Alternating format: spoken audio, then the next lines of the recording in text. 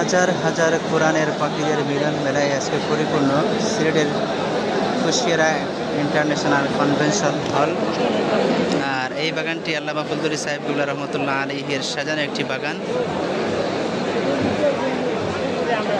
দর্শক, আজকে দেখছেন সিলেটের কুশিয়ারা ইন্টারন্যাশনাল কনভেনশন হলে চলছে ইয়াকুবিয়া হিফজুল কোরআন বোর্ডের পুরস্কার বিতরণী অনুষ্ঠান।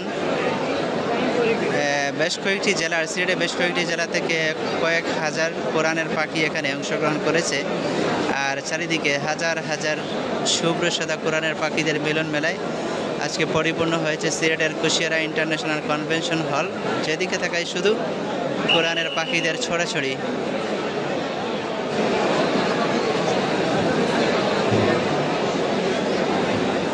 এত সুন্দর মনোরম একটি দৃশ্য।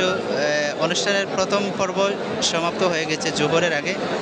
বর্তমানে চলছে নামাজের বিরতি এবং মেহমানবৃন্দ আসবেন সেই প্রস্তুতি।